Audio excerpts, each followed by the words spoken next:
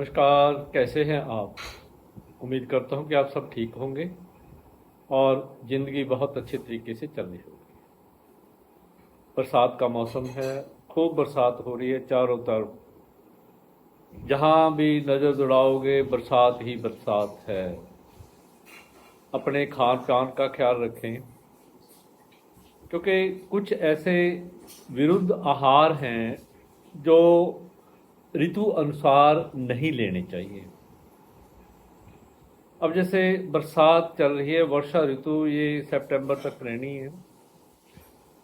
आम तौर पे घरों में सुना करते थे, माँ भी कहती थी, दादी भी कहती थी कि बरसात में कड़ी मत खाओ। लोग भी कहते हैं, पर उनसे पूछते भी क्यों नहीं खानी चाहिए, इसका उत्तर वो नहीं दे पाते थे। हालांकि इसमें हींग भी डाली जाती, इसमें अजवाइन भी डालते, इसमें मेथी भी डालते, पर फिर भी ये एक ऐसा आहार है जो वर्षा ऋतु में लेने से मना किया गया है। इसके पीछे क्या लॉजिक है, क्या तर्क है? आयुर्वेद क्या कहता है, विज्ञान क्या कहता है, परंपराएं क्या कहती हैं? भी अगर लेनी पड़ जाए तो कैसे लें? आज इसी विषय पर हम बात करेंगे।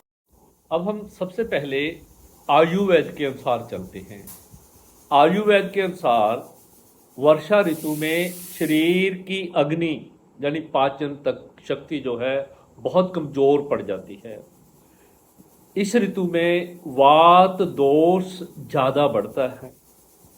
ये जो ऋतु होती है ना, क्योंकि कड़ी का स्वभाव तामसिक, अग्निय और वात वर्ग। आयुर्वेद कहता है इसमें दही और बेसन का मिश्रण होता है। दही भारी होती है अगर अकेली ली जाए, और बेसन वायु कारक, वात कारक होता है।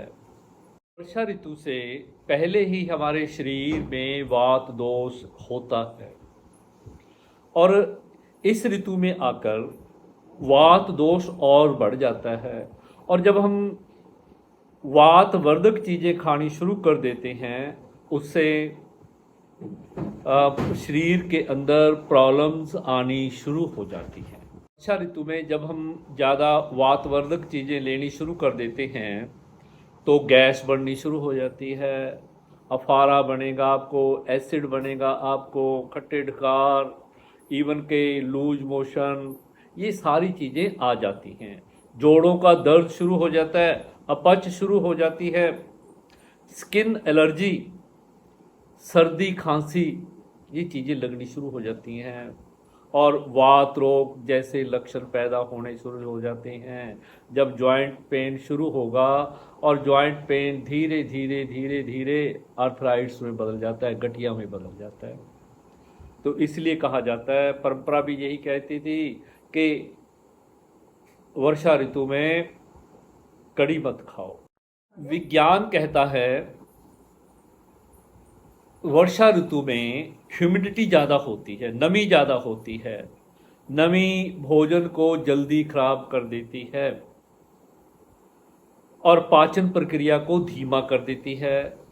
दही और बेसन दोनों ही फर्मेंटेड चीज़ें होती हैं, और जब इन दोनों को मिलाकर कड़ी बनती है तो वर्षा ऋतु में भोजन पेट में फर्मेंटेशन और एसिडिटी पैदा करनी शुरू कर देता है। अधिक नमी और कम धूप के कारण पाचन एंजाइम्स धीरे पड़ जाते हैं, धीमे पड़ जाते हैं। ऐसे में खट्टी चीज़ें, अम्लता वाली चीज़ें, एसिडिटी और इनडाइजेशन को बढ़ा देती है। हमारी परंपरा भी बड़ी समृद्ध परंपरा है। हमारी जो संस्कृति है ना, बड़ी समृद्ध है। हर चीज़ के पीछे तर्क है। जो भी हम खाते पीते, कपड़ा पहनते हैं, श्रृंगार करते हैं, सोना चांदी पहनते हैं, उनके पीछे भी एक तर्क है, पर हमें आम लोगों को पता नहीं उसके बारे में। परंपरा यही कहती है, जब बरसात आती तो घर में यही बात चलती है कि कड़ी नहीं बनाएंगे, दही नहीं जमाएंगे। मेरे घर में वर्षा ऋतु स्टार्ट होते ही दही जमाना बंद, तब हम जाकर फिर अक्टूबर में दही वगैरह जमाना शुरू करते हैं। और इन दिनों कड़ी वगैरह तो बनती ही नहीं, कई सालों से मैं देख रहा हूँ नहीं बनती मेरे घर के अंदर। यही कारण है कि इससे वात दोष बढ़ेगा, जोड़ों में दर्द होगा, आपका इंडाइजेशन बढ़ेगा। ऐसी बन गई थी कि भाई वर्षा ऋतु में दही कड़ी मत खाओ। ऐसी मान्यता है कि शरीर के विषहरण डिटॉक्स के लिए वर्षा ऋतु सर्वोत्तम ऋतु मानी गई है। बॉडी डिटॉक्स होती है हमारी, तो इस समय क्या करना चाहिए, हल्का और पचने वाला वात शामक भोजन लेना चाहिए, ना कि वात वर्धक। अगर क्योंकि वात तो पहले ही बड़ा होता है, हमने वात का शमन करना है, उसे बढ़ाना नहीं है।